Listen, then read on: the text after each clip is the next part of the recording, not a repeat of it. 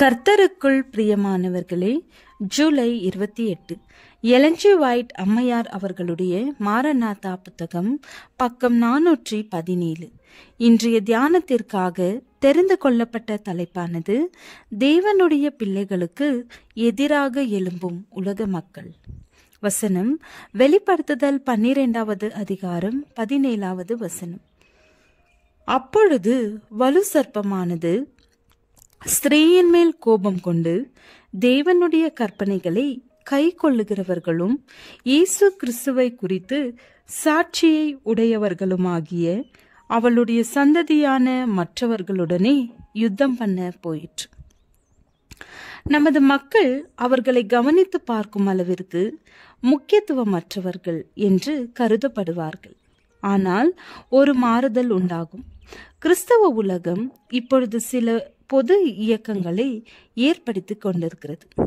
இக்காரியங்கள் கற்பனையை கை கொள்ளும் மக்களை முக்கியத்துவம் வாய்ந்த நிலைக்கு கொண்டு வரும். உலகம் முழுவதும் 7ஆம் நாள் வருகையினருக்கு விரோதமாக தூண்டப்பட்டு பகை நிறைந்து காணப்படும். இந்த அந்தி கிறிஸ்துவினுடைய வல்லமையின் அமைப்பாகிய ஞாயிறு ஆசரிப்பு என்ற அமைப்பை மதிக்காமலும் போப்புவிற்கு தலைவணங்காமலும் இருப்பதால் இவ்வாறு நடக்கும். உலகத்தில் அவனது மேலாதிக்கம் வாதத்திற்கு இடமின்றி நிலைத்திருக்கத்தக்கதாக அவர்களை பூமியினின்று அகற்றி போடுவது என்பதே சாத்தானின் நோக்கமாகும். நமது மக்களால் ஏற்றுக்கொள்ளப்பட்ட சத்தியத்தில் ஒவ்வொரு நிலையிலும் மாபெரும் மேதாவிகளின் குற்றச்சாட்டை சுமக்க வேண்டியதிருக்கும். உலகின் மகா மனிதர்களில் மிகவும் உயர்ந்த நிலையிலுள்ள மனிதர்கள் நமது சத்தியத்தோடு தொடர்பு கொள்ளத்தக்கதாக கொண்டு வரப்படுவார்கள். எனவே நாம் மேற்கொள்ளும் ஒவ்வொரு நிலையும் குற்றம் கண்டுபிடிக்கத்தக்கதாக ஆய்வு செய்யப்பட்டு வேத வாக்கியங்களோடு வைத்து சோதிக்கப்படும்.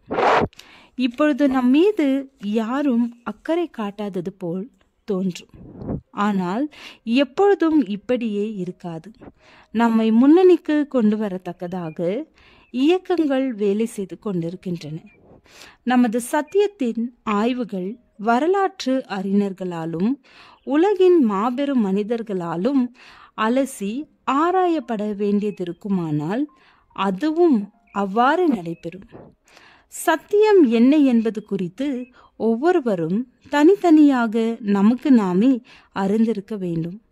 நமது நம்பிக்கைக்கான காரணத்தை பெருமையோடும் தற்புகழ்ச்சியோடும் சுய திருப்தியோடும் அல்ல, பயத்தோடும் சாந்தத்தோடும் கிறிஸ்துவின் ஆவியோடும் கூற வேண்டும். நமது விசுவாசத்திற்கான விடையை தனியே நின்று கொடுக்க வேண்டிய நேரம் நெருங்கி கொண்டிருக்கிறது. ஒவ்வொரு காரியத்திலும் நாம் தாக்கப்படுவோம். உச்சக்கட்ட நிலை வரை சோதிக்கப்படுவோம். இந்த சத்தியம் நமது தந்தையர்கள் மூலம் நமது கரங்களில் கொடுக்கப்பட்டது என்ற காரணத்தினால் மாத்திரம் இந்த விசுவாசத்தை பற்றி கொண்டிருக்க வேண்டும் என்று விரும்ப மாட்டோம். நமக்கு முன்னால் இருக்கும் பயங்கரமான சோதனையை இத்தகைய விசுவாசத்தால் தாங்கி நிற்க முடியாது. நாம் ஏன் 7ஆம் நாள் வருகையினரது சபையில் அங்கம் வகிக்கின்றோம்? உலகினின்று பிரிந்து ஒரு தனிப்பட்ட மக்கள் கூட்டமாக நாம் இருப்பதற்கான உண்மையான காரணம் என்ன? இப்படிப்பட்ட வினாக்களுக்கு விடையை நாம் அறிந்து கொள்ள வேண்டும். இருளின் வல்லமைகள் தங்களது பீரங்கிகளால் நம் மீது தாக்குதல் நடத்தும். அக்கறையற்று கவலையற்றவர்களாக இருப்பவர்கள் தங்களது பூமியின் பொக்கிஷங்கள் மீது தங்களது பாசத்தை நிலைநாட்டி வைத்திருப்பார்கள். தேவன் தம் மக்களிடையே எப்படி காரியங்களை நடப்பிக்கிறார் என்பதை புரிந்து கொள்ள அக்கறை எடுக்காதவர்கள் எளிதில் இரையாகி விடுவார்கள். இயேசு கிறிஸ்துவில் காணப்படுவது போன்ற சத்தியத்தை பற்றிய ஓர் அறிவே நம்மை எப்பொழுதும் திடமானவர்களாக வைத்திருக்கும். வேறு எதுவும் அல்ல. இதை வைத்துக்கொண்டு 1000 அல்லது 2000 பேரை விரட்டி அடிக்கலாம், 10,000 பேரை பறக்கடிக்கலாம். ஜெபம்.